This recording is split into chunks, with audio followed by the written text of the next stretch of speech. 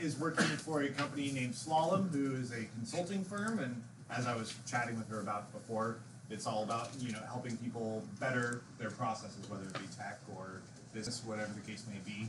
And she is going to talk to you about how to make your complete package, what your soft skills setup is. Absolutely. So I will let you take the throne. Everybody please give Kymberlee the respect that she is due. I know you will. Thank you. Thank you. So we're going to make this interactive. So I'm not just going to speak up here and just like talk to you for the next hour while you eat delicious pizza. So first question of the hand. Raise your hand. What do you think the most important part of the job market is today? So when you're thinking about it, I'm applying for a job. What is going to be the most important thing that this new employer needs to think about me? Anyway. Oh, that you can work as a team. That's good. Communication. I'm sorry? Communication. Communication. Excellent. Positive attitude. Ah, yes. Positive attitude is really important. What other things? Client handling. Okay. Client handling. That's very good. Any other things? Yes, how to bring value to the business. And especially in technology, sometimes people think like, oh, well, I'm in IT. I don't really need to care about the business or what the strategic goals are. So let me give you a little bit of background about me. I have been in IT for over 20 years in a variety of different leadership roles. And so I've helped from a coding perspective, testing, project management, program management, implementing Agile, implementing different things for several organizations, and now I do consulting and I help executives make sure that their IT and technology organizations are an integrated part. And while I've been doing this for the last 20 years, you'll learn a lot. And some of the things that I've learned, especially for new students who are going into the market and trying to get those new jobs, great ways for you guys to be able to utilize all of these skills and make sure you're selling yourself as a complete package to get the best job opportunities possible. So that's what we're going to focus on today. What is your complete package? How to make sure that when you are speaking, when someone looks at you, when someone Googles you, that they're seeing this complete package as we move forward. And all of the things that you guys mentioned so far are part of that package. So let's talk about some important facts. So, some important facts. So in 2019, the unemployment rate was 3.6. So 5 years ago, can someone tell me what the unemployment rate was? Is it 11? Not quite 11. It felt like it though, if you were looking for a job. Anyone else? 6.8. A little bit higher. Is it 8? It was 8.4%. So that meant that if you were looking for a job, you were looking for a job for a very long time. And the number of people applying for that same job was significantly higher. So in 2019, for every job that's posted, how many people do you think apply to it? With a 3.6 unemployment rate, how many people do you think are also submitting their application for that job? 30. Oh, more. 2,500. Less than that. So for every position that is posted, the average of 250 people are also applying for that. So if you are one and 250 people applying for that same job, how do you make sure that your resume goes on top? That they look at you and they say, oh no, this is going to be the best person for this position. The average tenure for an employee aged 25 to 32 was 3.2 years. So people who are getting these positions, especially in your age group and demographic, are like, okay, I'm good, I'm out. So the turnover is pretty consistent. The average merit increase, 3.2%. It took in 2019 with this low unemployment rate 5 months to find a job. So from the day that you say, I'm looking for a new job, I want a position, it's average of 5 months. And the average time to get promoted within an organization is about 3 years. So these are some important facts to kind of start thinking about when you're like, okay, I'm going to get that job. I'm just going to wildly apply. I'm good. I don't really need to think about me holistically. My resume should say enough. And I've been having my own client firm helping people with their careers. And the first words out of most of my clients' mouth are like, oh, my resume says it all. It does not. It won't. Or as soon as I get in the interview, my interview skills, it'll be so awesome that they'll just know that I'm the perfect person. That will not do it. It really is multiple factors that make you the best candidate for a job. And so we're going to start talking about what those things are and what that looks like. But before we move on, any questions? Yes. Are these stats just a general across the entire workforce? Yes. Yes. Now, there are some industries that actually have higher unemployment rates. So like the construction industry, their average unemployment rate is about 5.6% because it's seasonal and fluctuational. Also, actors, if you're in the entertainment industry, they also fluctuate. So IT is typically around this normal standard percent. But good questions. Any other questions? Okay. So in the past, so let's say a decade ago, or even in the late 90s, employers would look at the complete package of people and they would say, oh, your education, your experience, and your skills. That's it. If you have those things, that's the complete package, we're happy. And so I could have a one-page resume and I could speak to my skills, education, and experience. Through that resume, I didn't have to have anything else, and I would actually have a list of people as references that would go and vouch that, oh, Kim said she did this? Okay. That was in the past. What do you think has changed in the last decade or two to make this not as relevant anymore? I don't know if this applies, but it's social media. Social media has dramatically changed this because one of the things that social media has done, like look at LinkedIn. Now instead of you putting stuff on a resume and as an employer saying, I don't know if this is right, I don't know if they've really done this, LinkedIn has now started saying, okay, this person has worked here and here are people who are actually validating what they're doing on a daily basis. So now instead of having references that I have to call and hope that they're legitimate, I actually can go and validate online, this person said that they all did this, people are validating their skills, they're validating their experience, they're validating their education. So that has fundamentally changed how people approach the job market. And instead of just saying, well, here's my resume, that's no longer the complete package. So social media has had a huge impact on that. Technology has also had a huge impact on this. So in the past, 20 years ago, they were just starting to have a lot of online job markets, like Monster just came on board and a couple other ones. Career Builder just started where you can start submitting your ads online. Before that, people literally would go to the newspaper and they would look at the classifieds and look for job sections. All right, raise your hand if you have looked at a newspaper and applied to a job in a classified section. Ever in your lifetime? One. Okay. So that has fundamentally changed how the job market is now. So instead of just saying, okay, I'm now going to print out, and I said it, print out my resume, print out a cover letter, mail it into a spot so they can review it, I just click a button and submit it online and I move on with my day. So these things have started changing what that picture is in the past. Anything else? So any other things that you guys can think of that have changed what the past employers were expecting to what's being expected now? Like culture fit or Yeah. personality? Yes, yes. So organizations, because especially now there's so much turnover with millennials, and we need to get the best and brightest talent, the culture of the organization is also huge. And so if you don't understand what the culture of your organization is or what you're looking for when you're hiring new people, it also is a very significant factor in it. So, for example, I've worked for an organization that says, we don't allow people to wear jeans. It's 2020. If you walk into a building and say, hey, yeah, you have to come to work in a suit and tie every single day, how many of you guys would say, oh, this sounds like this is the right cultural fit for me and I want to work here? Raise your hand if that sounds lovely. I got one person in the back.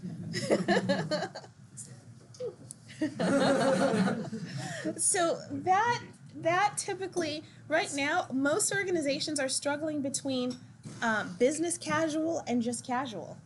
Most of the organizations are trying to say, okay, if we want to get the best and the brightest, like Amazon and Google, do you think Amazon and Google require suits and ties every single day? No. They have a casual environment because they don't care what you wear, they care about how you work. And that's some of the changes that have happened over the last decade. So it makes these past experience, these past packages very different and change.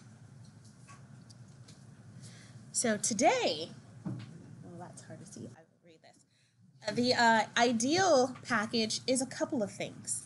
One, it's your education experience and skills are those are primary factors in the process, but they also need soft skills. They also need to be able to say, okay, does this person, so someone said earlier, know how to work on a team? Is this person have a good work ethic? Can they solve problems? Are they assertive? Do they have good communication skills? What about transparency? Are they persistent? Are they curious? Do they want to say, okay, yeah, we're doing this today, but what can we do better? And how can we do these things better? These skills, with your experience, your education, and your other hard skills, become that complete package. So one of the things that is fundamentally different that I tell my candidates all the time, if you are not articulating your soft skills on your resume, in your cover letter, in your interview, on your LinkedIn profile, you're going to get passed for positions. So I do a lot of hiring for Slalom right now.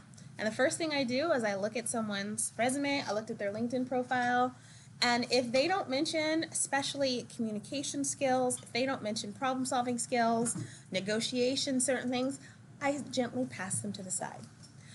Most companies who are actually having their positions posted on things like Indeed or Glassdoor or LinkedIn have artificial intelligence that look for these skills in your profile. And if they don't see them listed, you will get passed by.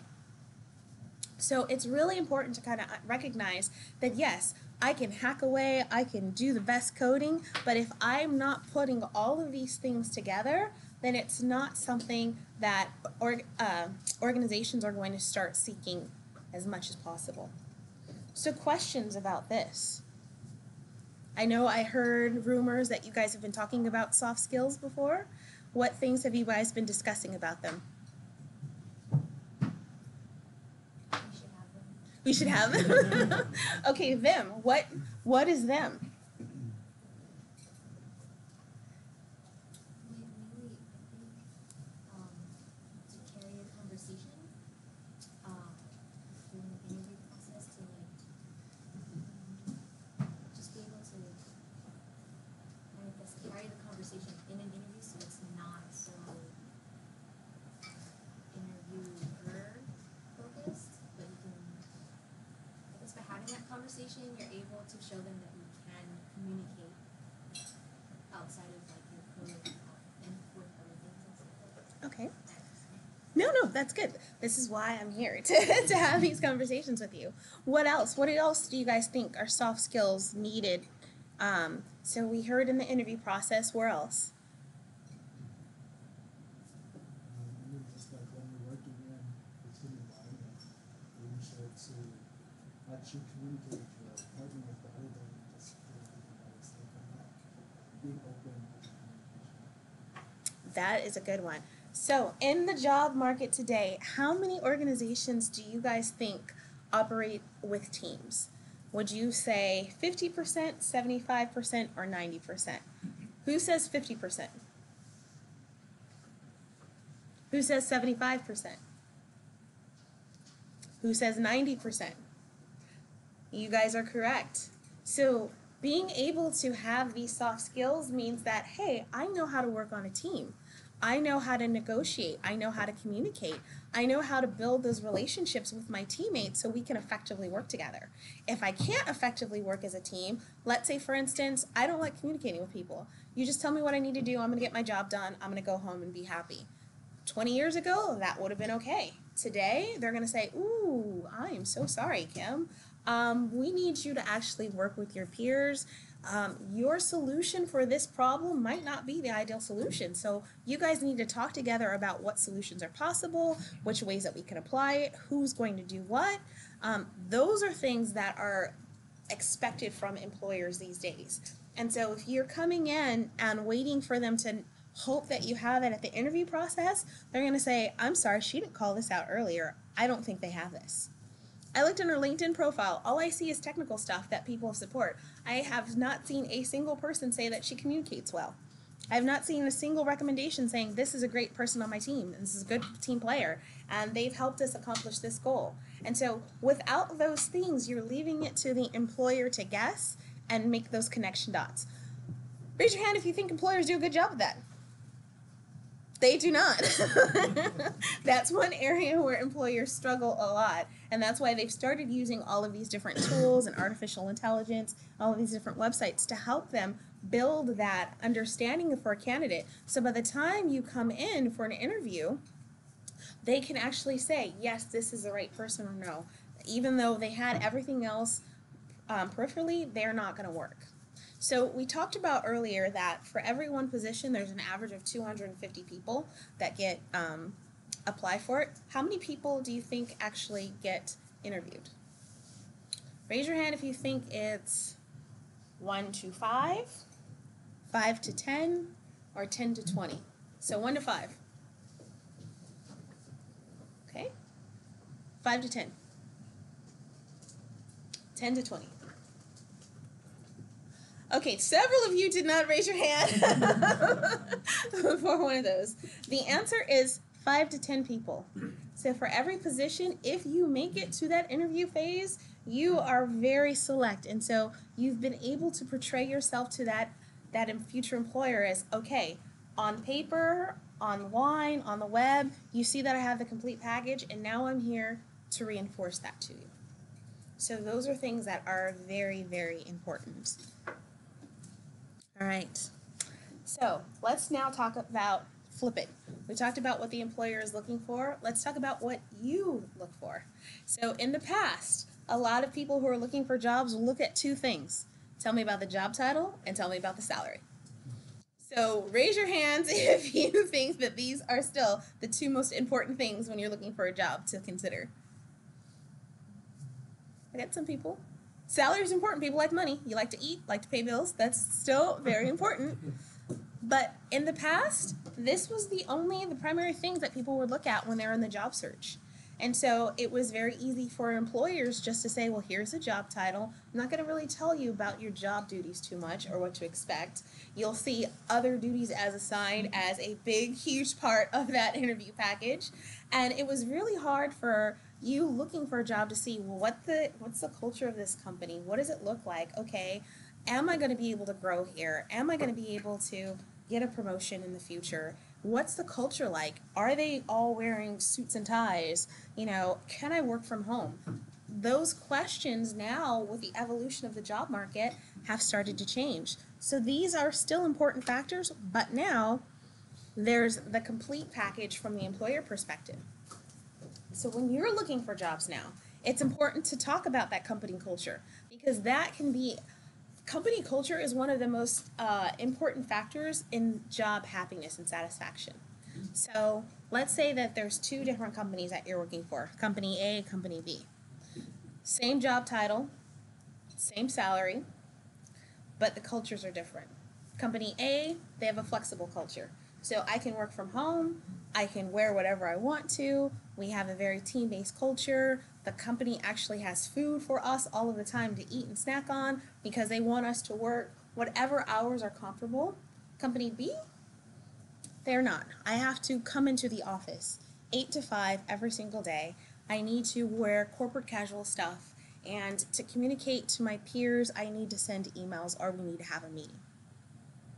So neither culture is wrong, but what culture, based on hearing that, would you want to do? Would you want to work in?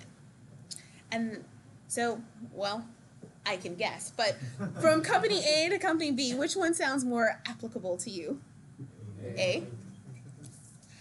But how many of you guys, when you're looking for a job search, actually stop and say, what's the culture like for this organization? So how do you do that right now? I think you can just kind of tell, like on LinkedIn, for example, when you have a job listing, a lot of times they're going to list those things. Unlimited vacation time. Not that that's necessarily good, but they tend to list it out more. check things like Glassdoor and see what other employees in that company are doing. Yes, absolutely. So now you have that other filter. If they have a good website, they usually have a about section, and they might have some pictures or what have you, some silly photos from the office. Yes. All of these are very important factors when you're considering a new job to start to look at and consider. And make sure, again, it's not just, oh, I saw that they pay $150,000, sign me up, I'm going to work there. All of these other things play a very significant role. So I work with a lot of clients who are like, Kim, I hate my job. Mondays I want to cry. I rock in the fetal position every single Sunday night. And I ask them, okay, well, when you were looking for this job, what questions did you ask about the culture? What things did you do besides look at that job, the salary? And they're like, I kind of didn't. I didn't think that was that important. Your happiness is important. And with the job market as competitive as it is, more and more organizations are really focusing on the culture. They're also focusing on employee benefits. So there's a lot of companies out there right now that say unlimited time off. That's a double-edged sword. Because most of those companies, when you also look in the job description, say demanding deadlines and tight deadlines and highly driven things. So yes, you have unlimited time off, but will you be able to take that unlimited time off? So these are things when you're in the interview process, instead of just having companies ask you questions, you should be prepared with questions of yourself, of things that answer these things. Like, okay, I see that you have unlimited time off. How many people, what's the average number of days somebody takes off here? And if they're like, oh, well, maybe 2 or 3 a year. Oh, okay, so yeah, you say it's unlimited time off, but you're going to work me to death, and I'm not going to be able to do that. Got it. Thank you. So it's very important that when you're seeking a job and employers are seeking a job, it's a two-way street. You are asking questions. You are making sure that this is going to be a good fit for you, and that those options that they say are really options. So let's talk about flexibility. So working locations. Hey, I can work from home. This is awesome. But when I work from home, do you expect me to work 24 hours a day, 7 days a week? So a lot of times people just like, oh, they said I can work from home. Awesome. Okay. Now, did you talk about the working hours and what's the expectation? It's really important, just like when you're looking for a job, that you really investigate who you're submitting that application to. Right now, it literally takes 10 seconds to apply to a job. You can go on like one of these sites, Indeed, Glassdoor, you have your profile already built and just say apply, apply, apply, apply. Great, but do you know what you're applying to? Do you know what you're getting into when you start? You guys are spending a lot of time in your education learning about all these things. You want it to be applicable to a company that it's going to be beneficial to you and them at the same time. So, how many, raise your hand if you've asked any questions outside of salary currently when you're interviewing for a position? So I have one. So when you're in the interview process, what do you typically ask? Usually I would always ask about benefits. It's probably the next thing after the salary and everything else. And then probably the hours and vacation benefits. Okay. Good. What do you ask? Usually ask what someone in the position applying for does in a day, Okay. what their schedule is like. Well, that's good. What were you going to say? Well, mine's the same. Okay. One question that would be beneficial to ask is, what does success look like for this position? Because that's going to tell you a lot. So if someone says, oh, success means that you are on top of every single issue and you're working with the team day and night to make sure that we can accomplish those goals, you might say, oh, okay, I'm going to take a step back. But it will give you a way to understand what's going on with that organization and what these expectations are for this position. So those are some very easy ways to kind of uncover what you're looking for. You can also ask, hey, in 90 days, what are the expectations for this position?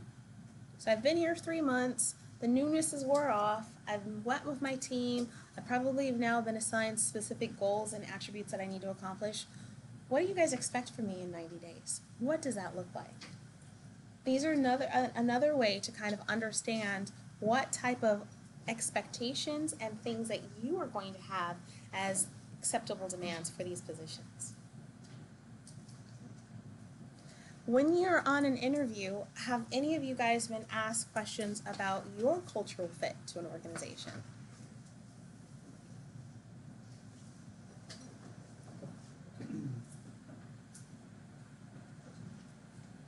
Yes, no?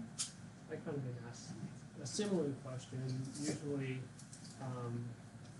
they would say something like, "Oh, how do you like to be talked to?" You know, like if say like you mess something up, how do you like us to approach you and stuff like that? Okay, that's a good one. A lot of times in interview processes, you will get these, they call them behavioral based interview questions. And what these questions are looking for your soft skills and really seeing how you are going to fit within an organization. So a very common behavioral based question is, tell me about a time when you failed at a project or an activity. What did you do and how did you resolve it? So I've had so many candidates unfortunately say, well, I've never failed at anything. And I flip the resume over and I write pass on the back of it and we move on. I've also had candidates who say, well, the failure wasn't necessarily my fault. That person didn't do what they were supposed to and I ended up cleaning up the mess. Oh, thank you. Flip, pass, bye. These questions seem so, not very intuitive, but they are. So the answer that they're looking for is one, yeah, everyone has failed at something. So are you accountable? Are you holding yourself accountable for the things that you say?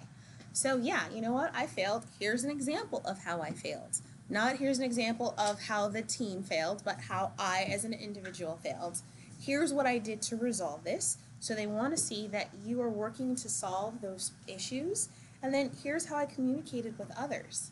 Those are three simple things, but so many people miss those in a process and just pass on it and just say, no, it's never my fault. Nope, never failed. Nope, everything's perfect. I am perfect. Well, thank you. Your perfection is not needed at this organization. We actually need somebody who's a real human that's going to fail, dust off, and get back up.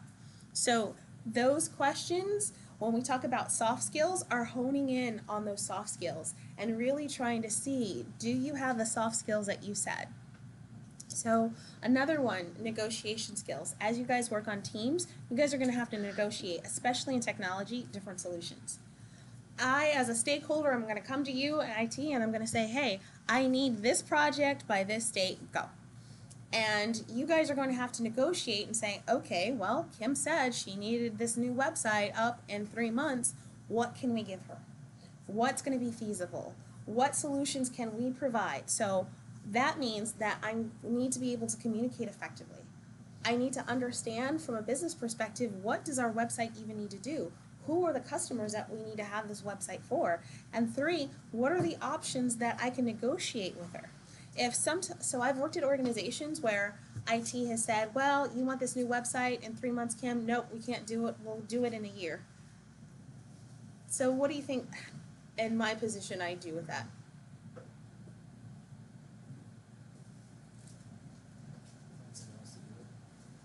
I outsource. I go and I'm like, okay, 3 months, 1 year, got it. I'm going to go find another company. And after so many no's and I can't do that and it's going to take too long, guess what happens to that IT department? Or they get completely outsourced. And we get a new wave of IT leaders in. So I work with a lot of executive leaders right now of IT organizations, and several organizations are on that teeter line.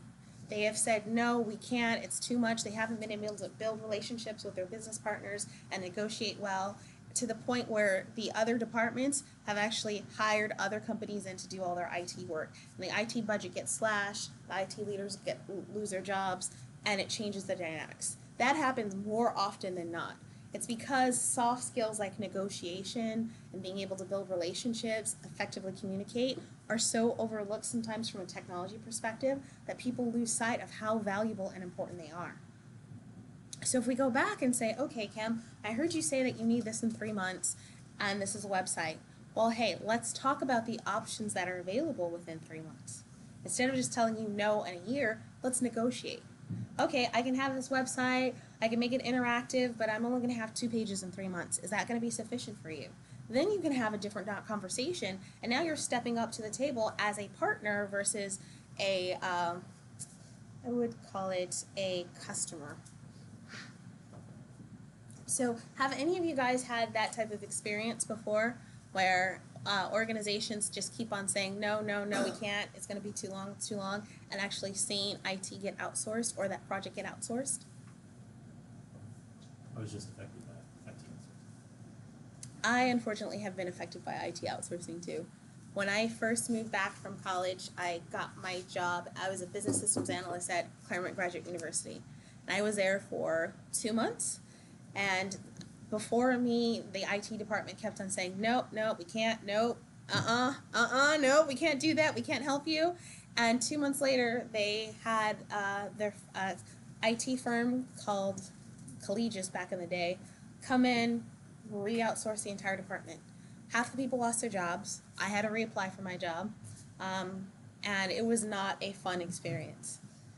And that, especially so early in my career, gave me a lot of insight of like, how to make sure I never get in this situation again, and what are the signs that I need to look for to see when we're talking about the company culture, especially being on technology focused, how much is IT part of that culture, or how much are they a part of it? Because that changes the game for you career-wise. So in your experience, what do you mind sharing what happened? Well, it was sort of after a big survey, so it kind of reinforces what you're saying. You know, there were strengths of the IT organization and there were shortcomings. And I think the shortcomings outweighed the strengths, and a new CTO was, or no, CIO was hired, and just sort of did his thing. Clean house. I'm actually working with a couple of organizations with some CIOs and CTOs who are literally doing that right now. And they're looking at their leaders, and they're looking at the structure, and they're looking how they have isolated themselves from the company culture. One sign, and again, this is just my perspective, if IT is a billable component to an organization, so I'm part of the organization, and oh, you have an IT project, I'm going to bill you for that project, it's never a good sign, because when people are being billed, they're going to start saying, well, if you're going to hit me for this much money, I'm also going to start comparing you to other things and other options. So I used to work for a very large health care company here, and if the project failed, so let's say we had a very big IT project and the project failed, I, as the stakeholder, still got charged for it, even though they didn't finish the job. So there was one project where my budget got hit by $250,000 because IT was not able to complete their work.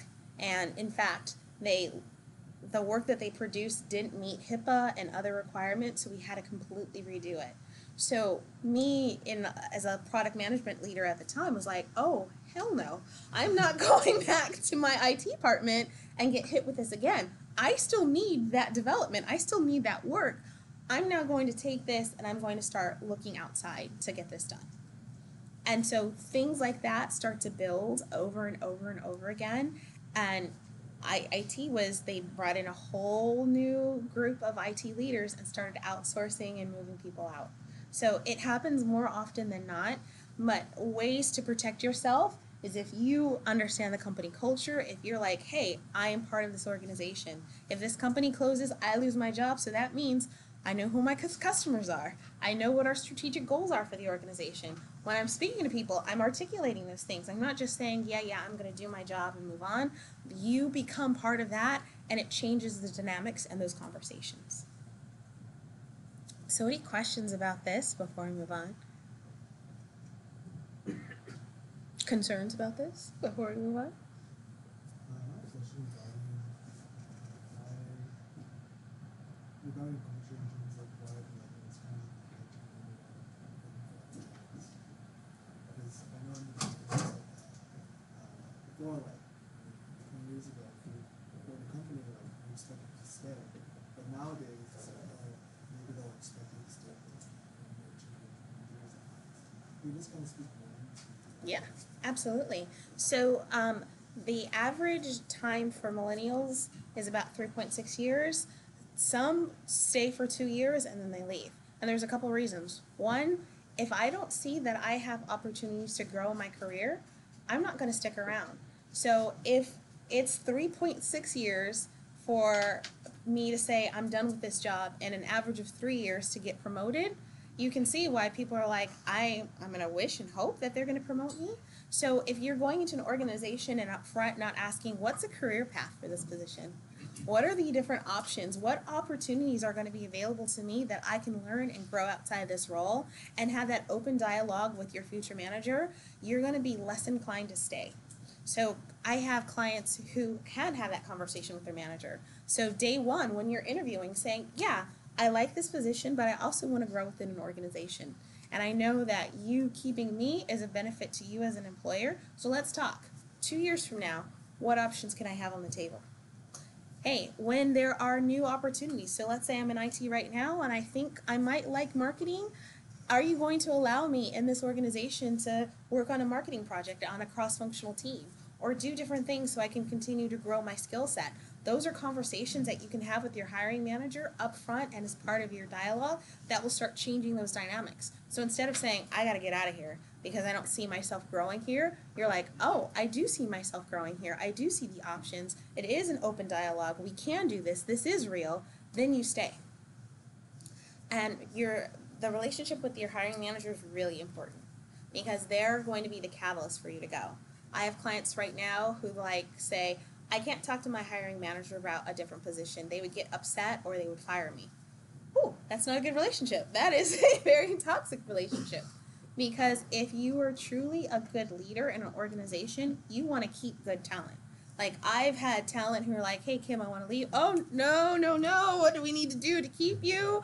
And what do we need to do to make sure others who are good, strong candidates do not leave? Good leaders will jump through hoops to keep people.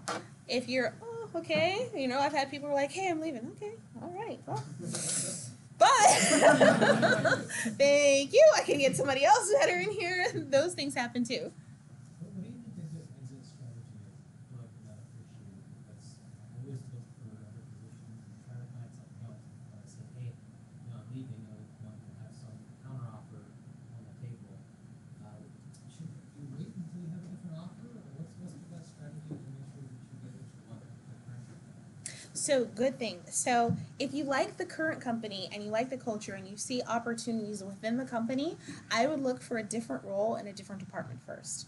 So that way you can say, hey, I still value my presence here at this organization. I'm still committed to this organization, but this role in this position is limiting to me. And since this position is limiting to me, I found another opportunity, a different one. Now, most hiring managers will take that and say, okay, you know what? You still are loyal to us. What can we do to change this position and make it more palatable to you? That's in a good organization. Now, some organizations will like, well, you can't go to a different department without my approval. Okay. Well, that means I'm going to be looking outside. And with my talent and the job market where it is, okay, that means that you are not valuing me as an employee as much as I'm valuing this as a position. So now I'm going to explore my options. And when I explore my options, this becomes less relevant than some of the other things. Because now you're going to have a different perspective when you're looking for that future job. So if you didn't have a good relationship with your hiring manager before, you're going to talk and say, who's my boss? Well, what are they like? Can I meet them? Let's talk about that. You're going to ask questions in the interview to future teammates like, hey, what is it like? What is she like when she's pissed? Is it good? Is it bad? You're going to go in with a completely different perspective, and 9 times out of 10, whatever your job offers, the current position offers after that point, you're done.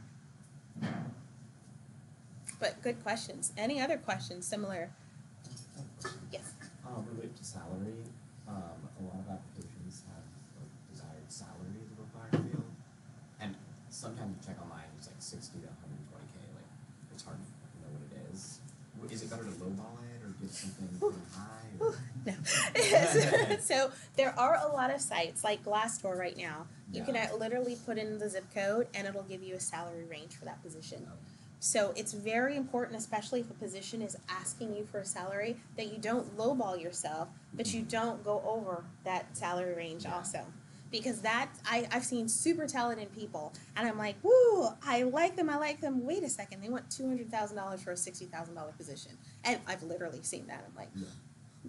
flip, pass. Yeah. So it's important to do your homework and your research when you're looking for jobs, because you want to be right in the middle, and then you can negotiate. Is Glassdoor one that you recommend? Glassdoor, Salary.com, PayScale, there's a wide variety of ones. It's important to do the zip code and the position and look at multiple titles for that position and what that salary range is. Yes. Regarding salary too, is it better to give them a range or a specific number? So they're going to want you to come up with a specific number, but make sure that number is in the middle of that range, and then give yourself the opportunity to negotiate. So they might come to you. So let's say a position is saying $60,000, and you looked and you're like, hey, you know what? I saw that the median salary is $75,000. I put 60. They offered me the job. Let's talk. And you can be able to negotiate that way. I highly, highly recommend that you wait to negotiate your salary until you have an offer letter. There are so many people who go in, they're like, yeah, I did good in the interview. You know what? I said I wanted 60, I want 80. They haven't offered you the job yet. So don't discount yourself in that position. I think you had a question in the back? I think my question has been answered, but Okay. just to make sure, so let's say they give you a on Glassdoor, they say, okay, for software engineer, this company is like 80,000 a year. So what is the offer that we're supposed to make exactly based on that? So the position, so Glassdoor sometimes says what the position is going to pay. That is an average. And most of the time, so I've posted hundreds and hundreds of positions before, and I just put in an average and they'll calculate it for me. That doesn't mean that $80,000 is going to be worth all of the different candidates. I might get a slew of candidates and I'm like, I'm not paying $80,000 for this. I'm going to pay less based on the skills, experience, and what I'm seeing from that talent pool that's coming in. So it's good to have that range and make sure that you are not selling yourself too short or too light in that position. Good questions. Any other questions? Confused. What's an example of selling yourself too short? Let's say a candidate is 70K, let's say 45. 45. Would the employer look at that resume or that salary that you put and say, oh, maybe he doesn't value himself? Yeah, or they haven't done the research, they haven't done their homework. Because there's a lot of organizations that pay low but have a whole lot of benefits. And so it's kind of a counterbalance to each other. So you have to keep that in consideration. Yeah, maybe I got paid low, but you know what? I'm only working 4 hours a day. I have a lot of time off. I have stocks. My bonus is 25%, so it weighs. But if you just look at that salary number, you won't see that. So I've had a lot of clients who come in and say, okay, yeah, they said $80,000, I'm going to put $50,000. And then when they get the job offer and they're like, Kim, they only gave me $50,000? Yeah. Yeah. Because if they can get you with all of your skills and qualifications for $30,000 less, they will take it. Thank you. I appreciate you working for me for this less. And then you start getting into the company and you're like, you get paid how much more?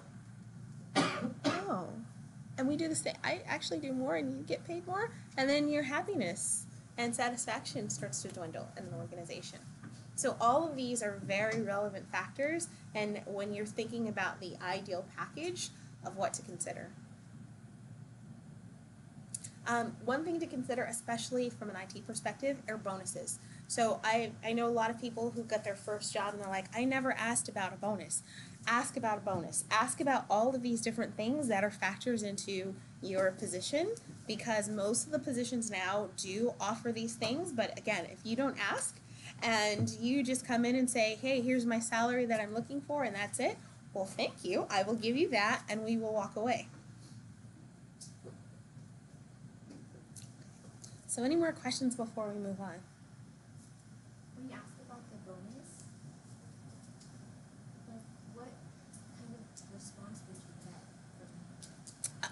So there's a couple different ways to ask for it. So in the job description, sometimes it says what salary range you're looking for and what bonus or percentage of bonus that you're looking for.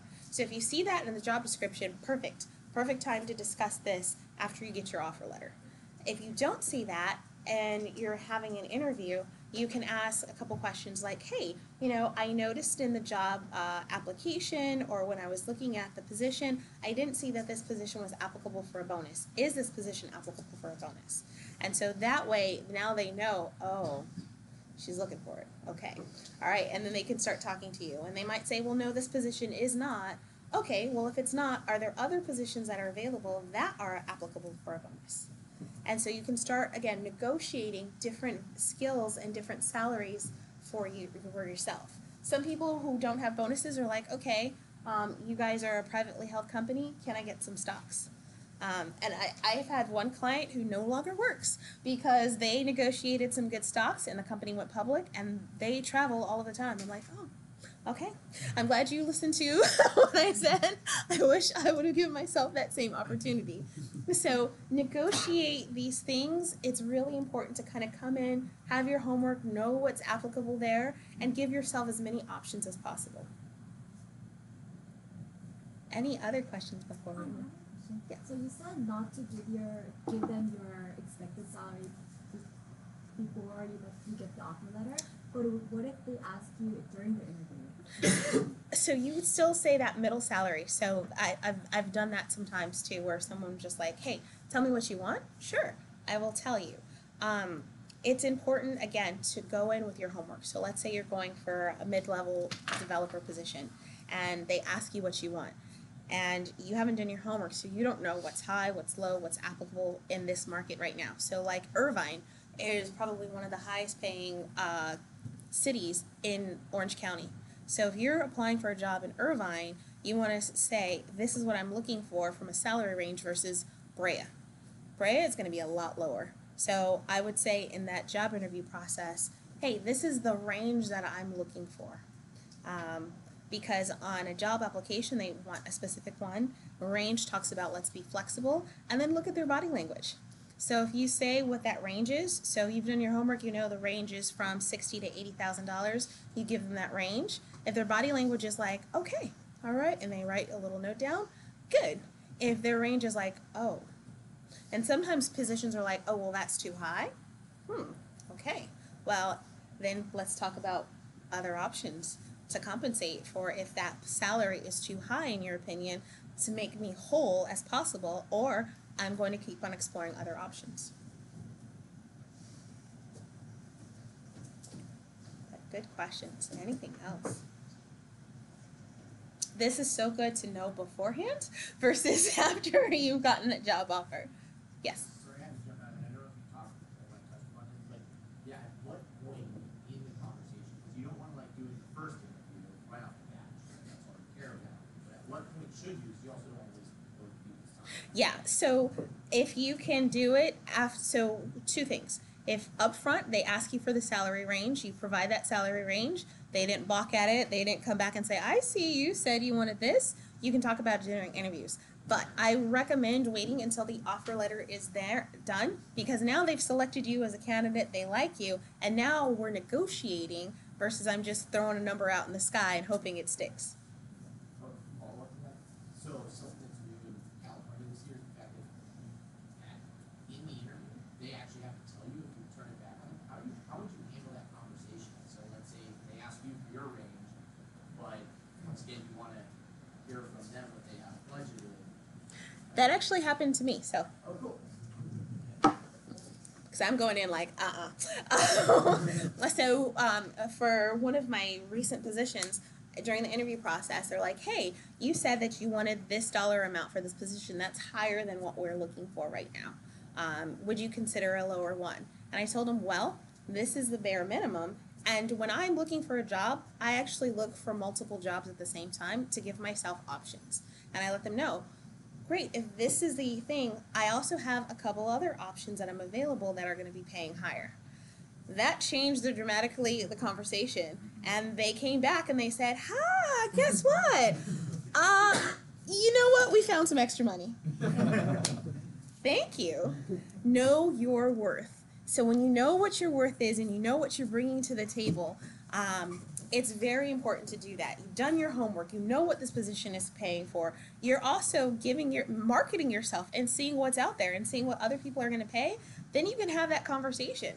Now, if I hadn't known what the salary range was, if I didn't have other options available to me, then it would have been a very tight conversation of like, okay, well, I'll take that. That's not a win-win for you, because ultimately you're going to, even if you get the job, even if you like it, you're going to be like, man, I really wanted this salary. That doesn't go away. It sticks in your mind. And then you're going to start saying, oh, you know what? I'm losing money by working here. I'm not really benefiting as much as possible, and you're going to not be as happy as you can. So know your worth when you're going in and negotiate those conversations, especially when the offer letter is done. Do you have a question? No. Okay. So say you do get an offer, what's like the average amount of time for you to like consider the offer? Say you like you have an interview, you get the offer on like a Monday, but you have another interview on a Wednesday, and they offer you something then. So what's like the range of time? So I typically tell my clients to tell the person when they give the offer letter, give me 2 days to consider this. So that tells the employer, they're looking for other things. We got to be flexible, because they didn't immediately jump and say, yes, yes, give it to me. They're still looking for other options, and they're going to compare this, and they might come back to us with another counteroffer. And when employers really want you, they're going to say, okay, you need 2 days? Well, let's talk.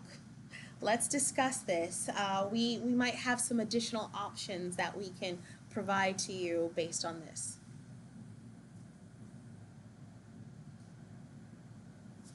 Yes. So you're basically saying when they read you an offer, always tell them like not to accept it right away. Tell them to give you some time. Yeah, so here's the thing. If you don't have a job and you are desperate and you are not applying to other places and interviewing for other places, yes, accept the job offer. But I recommend to my clients not to put yourself in that position. So apply to multiple jobs. Make sure that when you are looking for a job, you're giving yourself as many options on the table. So when you do get that offer letter, it's one of many. And when it's one of many, then it's a very different type of discussion and conversation that you're going to be having. Let's say you settle for less in let's say the preliminary times. What would you say is a good time to start looking for something else? So I would give yourself at least a year in a position and then start looking, because it takes about 5 months to get a job. So that 18 months to 2 years is usually the tenure, or when people are like, I tried it. I gave myself the best opportunities to see if this was going to be a good fit for me. It wasn't. I stay through a year and I'm moving on. Now, if you can't make it a year, and I have clients who are like, I can't do this anymore, then, start applying multiple places, and then just be open and transparent in your when you're actually interviewing. Okay, because they're going to ask you, you've only been at this job 6 months, why are you leaving? You've only been here for 5 months. You got to be transparent. You know what? I thought this was going to be a good fit for me. It wasn't a good fit. That's why I'm asking you all these questions about culture and all these other things, because I want to make sure that this is going to be a good match for both of us moving forward. Good questions. Any other questions? All right, so in today's job market, it's important that you are the complete package. So you need to be able to articulate your skills and attributes. And when I say articulate them, this is in multiple forms and multiple ways. So you need to be able to show it on your resume. You need to show it on your LinkedIn profile. You need to be able to network and be able to speak with people and tell them, oh yeah, you know what, I built that website, here's what I did, and here's why, and here's how it helped the company.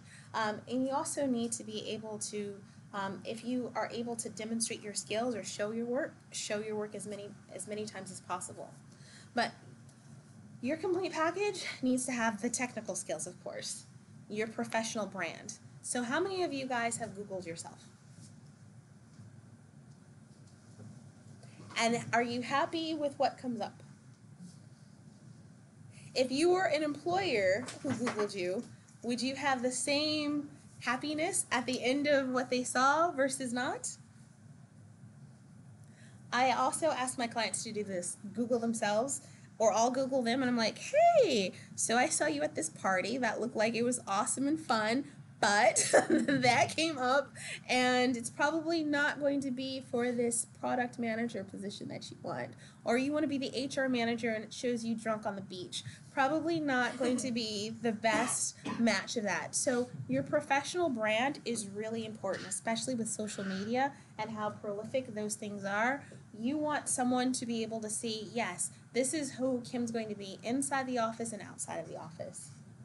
Your education, which is why you're here, is extremely important as well. You want to be able to show that not only am I getting my education, but I'm continuing to learn. Learning doesn't stop because you didn't go to school. So you want to be able to show your thought leadership and how you're continuing to expand your knowledge. Your experience, so what you've done in positions that you've worked for, how did it go? Soft skills that we talked about, and then networking. Networking is extremely important these days. And networking is not just, hey, I went online and I bumped into somebody. Networking is like, I'm going to events, I'm talking to people, I'm socializing with people, and we're talking. And hey, you know what? I just heard we have a position open for you. You said that you were not too happy about your job. You know what? Come on over. That networking gets so many people jobs that aren't even posted yet. So a lot of my clients, I highly encourage them to go to networking events for specific types of roles, and just really make sure that they're finding the right candidates. So for Slalom, we just went to Tech the Halls. Why? Because I'm looking for some people. I'm looking for some very specific roles. And so we were networking, and there was a couple people who were like, hey, I do this, but I'm not really looking. Hi, you're not really looking? What can we do to get you to look? Because your skill set is very valuable to us. So networking is really important.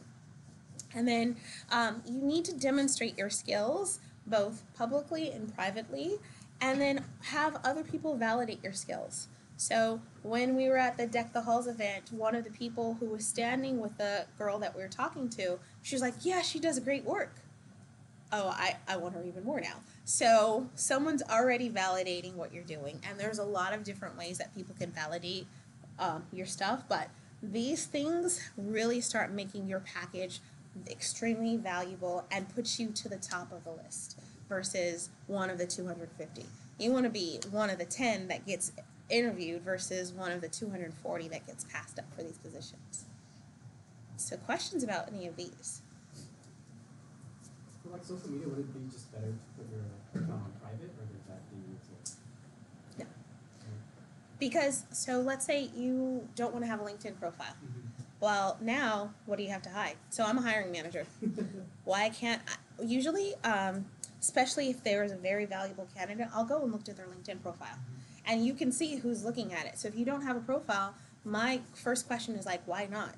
It's 2020. Why don't you have a professional brand out there that I can validate what you said?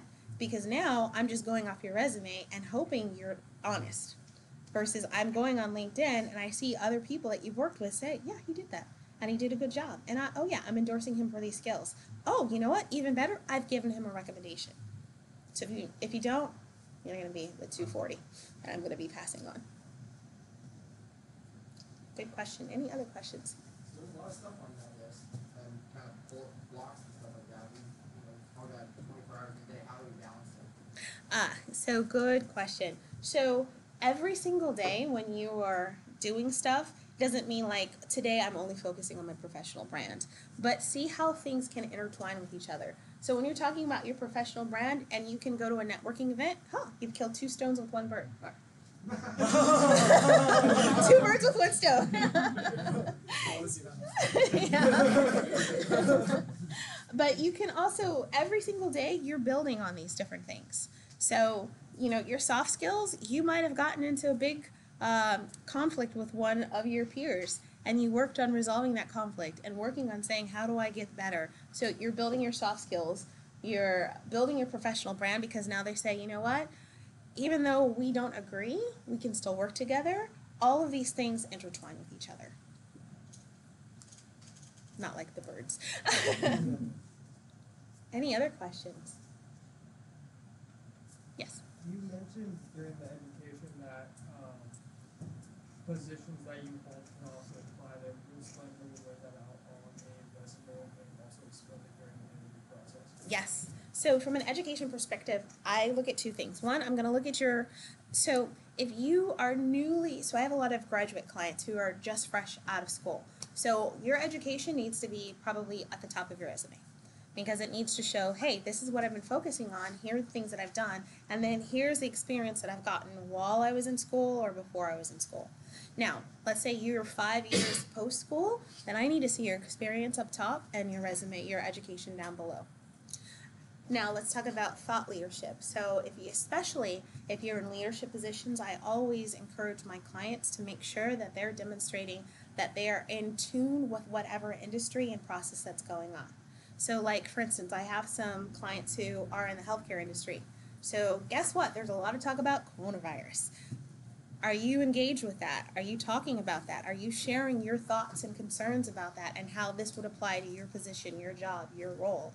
And talking about it in different venues. You could do it at a networking event. You could do it on social media. You can do it when you're having conversations with your team. But you're showing that you are engaged to what's happening outside and bringing that inside. And that's extremely important for employers today. They don't want you to just sit in the box and hold your head down and not understand, hey, you know what, GDPR just came around. What does that mean to me? They want you to be like, oh my gosh, okay. I see since we interact with Europe, we got to change a bunch of stuff, and here's why. They want you to be engaged and be bringing that thought and that insight into your job on a daily basis. Did that answer your question? Yeah. Any other questions?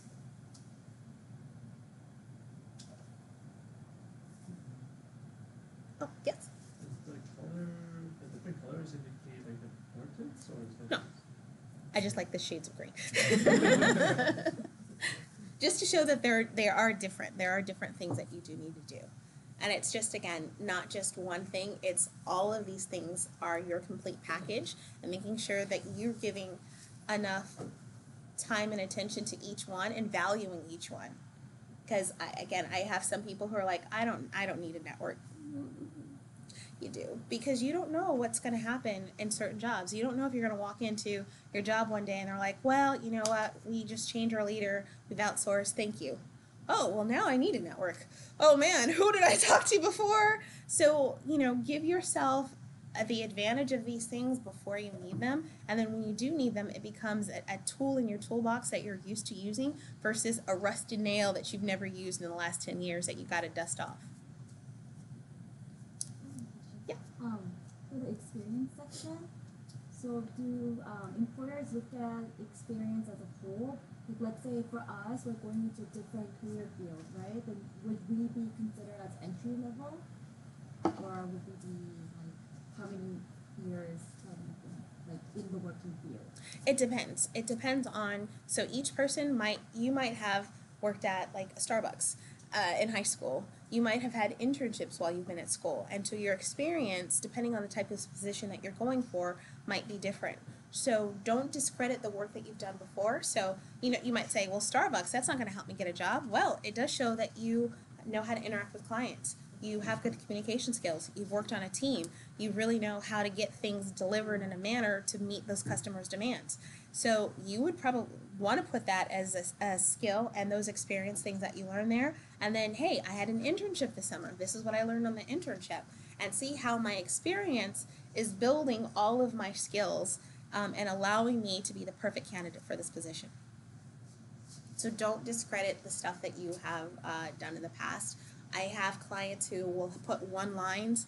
They'll put a position and a one-liner on their resume, and they're like, I didn't do that much. And when I talk to them, I'm like, well, tell me what you did in this role. And they're like, oh, well, you know what? I did do that. Oh, I did do that. Oh, you know what? I did make this type of impact. Give yourself credit for those things. So, on that note, some people will discourage you from putting one line, for a job. If you're running out of space in a resume, I will still in a resume, one line for a job that's been long ago, but it still holds some value. It's just not enough to overpower all the more recent ones. You recommend putting that on a resume at all? I would discourage you from just putting one line for a position.